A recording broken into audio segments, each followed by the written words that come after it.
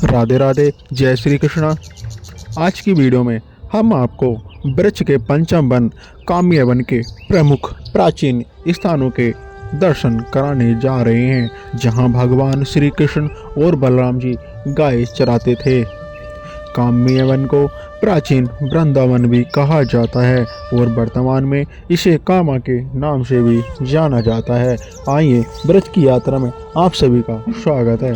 आइए आप सभी को ब्रज के 5 धामों की यात्रा कराते हैं, जहां भगवान श्री कृष्ण जी ने नंद बाबा और माता यशोदा जी को 4 धाम की यात्रा कराई थी।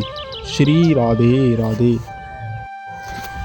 भगवान कृष्ण ने अपने माता पिताओं को 4 धाम की यात्रा कराने के लिए चारों तीर्थों का आह्वान किया था और 4 धाम जो स्थापित हैं वो आपको संपूर्ण दर्शन कराएंगे और आपको हूबहू 4 धामों के दर्शन होंगे।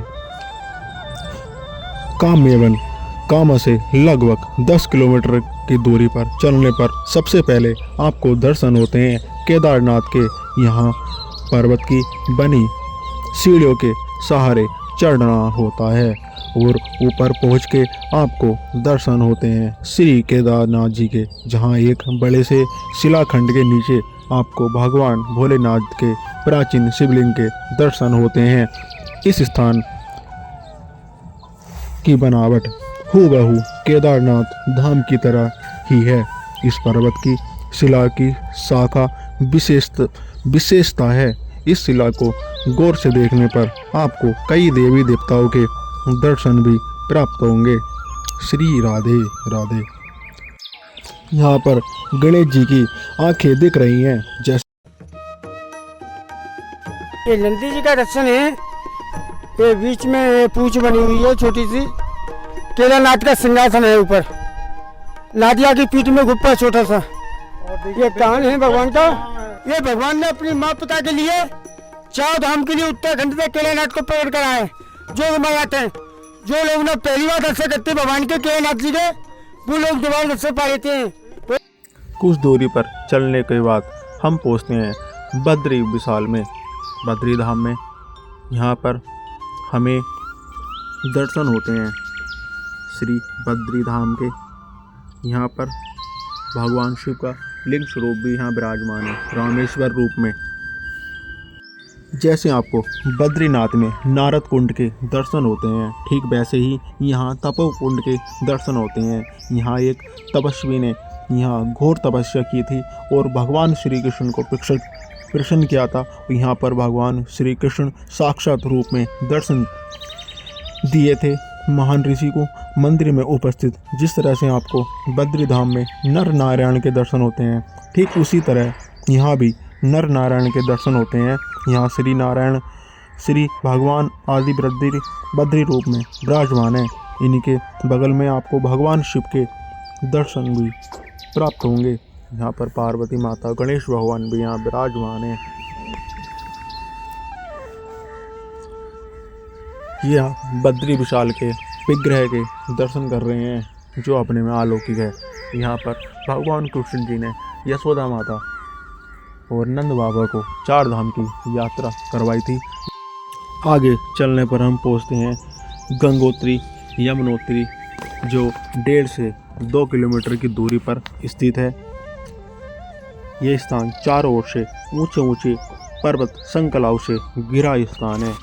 यहाँ पर दूर दूर से श्रद्धालु दर्शन करने आते हैं 4 धाम की। यहाँ पर गाड़ियाँ भी आती हैं और सब भक्तजन दर्शन करने जा रहे हैं। और हम आपको गंगोत्री यमुनोत्री अलकनंदा के और लक्ष्मण झूला के भी दर्शन कराएंगे, जहाँ पर लक्ष्मण जी ने तप किया था। श्री राधे राधे। अब हम इस स्थान पर पहुँच चुके हैं। गंगोत्री यमुनोत्री के दर्शन भी कराएंगे। श्री राधे राधे। कमेंट करें और लाइक ज़रूर कर लें। अब हम आपको दर्शन कराएंगे नर नारायण पर्वत के, उस लक्ष्मण शिला के भी दर्शन कराएंगे। ध्यान से देखो, ये नर पर्वत है। जो ये पर्वत देख रहे हैं, इधर को जो पर्वत है ये नर पर्वत है। और नारायण पर्वत के बीच में गणेश पर्वत है। ऊपर से सूंड आ रही है, ऊपर सिर भारी है। ये नर नारायण के बीच में आप देख रहे हैं, ये लक्ष्मण झूला देख रहे हैं जिस पर हम खड़े हैं। यहीं पर बहुत बड़ी शिला थी, वो हिलती थी। उसके शिला पर बैठकर लक्ष्मण जी ने तप किया था। तब से ही इस जगह का नाम लक्ष्मण झूला पड़ गया।